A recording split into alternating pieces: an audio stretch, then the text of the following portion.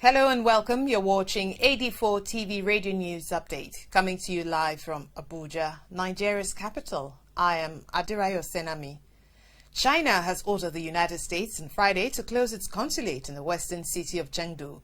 The move was a response to the Trump administration's order earlier this week for Beijing to close its consulate in Houston after Washington accused Chinese agents of trying to steal medical and other research in Texas. The tit-for-tat closures are one of the biggest threats in years to the increasingly fraught relationship between the U.S. and China, which is triggered by an array of conflicts including trade, the handling of coronavirus pandemic, technology, spying accusations, Hong Kong, and allegations of abuses against Chinese ethnic Muslims. Meanwhile, several passengers on an Iranian airline have been injured after the pilot changed altitude to avoid collision with a U.S. fighter jet. Mahan Airlines Flight 1152, which allegedly dove to avoid a collision with a fighter jet, was heading from Tehran to Beirut. Iran's foreign ministry said it will be investigating the collision. The incident comes amid tensions between Tehran and Washington, with ties deteriorating since 2018 when U.S. President Donald Trump exited Iran's 2015 nuclear deal with 6 world powers and reimposed sanctions that have battered Iran's economy. In another development, the Nigerian government on Thursday said it was considering asking students to sit for the General Certificate Examination, GCE, should it fail to meet up with the West African Examination Council WAEC's timetable for the 2020 Senior Secondary School Certificate Examination. This was disclosed by the Minister of State for Education, Emeka Nwajuba, during the bi-weekly press briefing of the Presidential Task Force on COVID-19. He said this may be an alternative since the WASC exams cannot be rescheduled. Nwajuba further added that the government will meet with stakeholders again on the 30th of July to review the guidelines, provisions, and preparations for the safe reopening of schools. Similarly, the federal government of Nigeria has implored state governors to ban Salah festivities scheduled for Friday next week.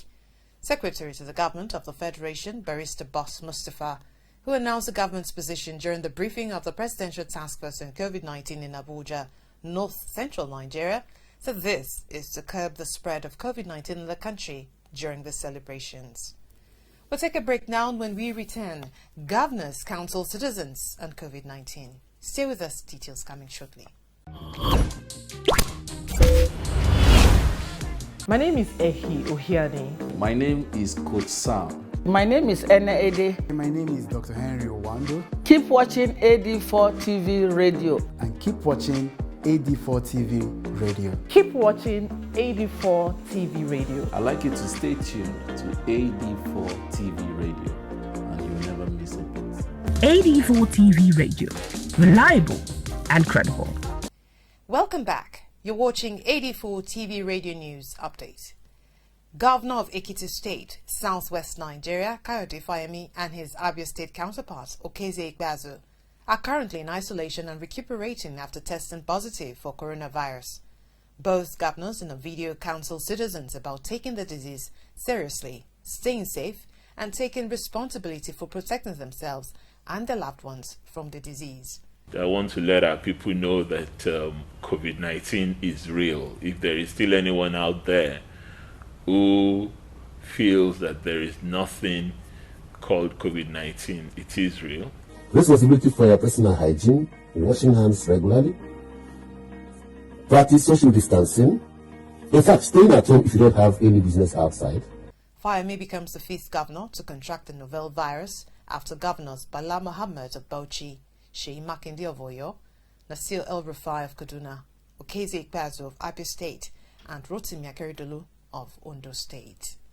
In a related development, India has donated 7 tons of hydroxychloroquine to the Nigerian government as part of efforts to help combat the COVID-19 pandemic.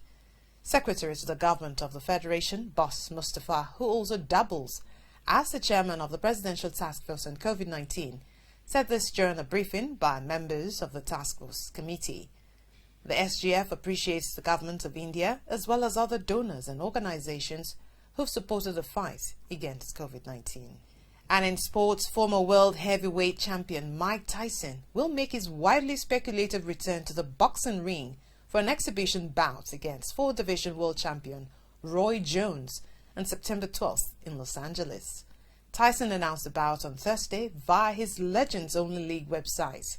Tyson became the youngest heavyweight champion in history when he won the title in 1986 at the age of 20, and for a time he was the most feared fighter in boxing. And that's it on 84 TV Radio News Update, coming to you live from Abuja, Nigeria's capital. You can join the conversation on our website at www.84tvradio.com. Please follow us on our social media platforms at 84 TV Radio on Facebook, Twitter, LinkedIn and Instagram. Subscribe to our YouTube channel at 84 TV Radio. Many thanks for watching. I am Adirayo Senami.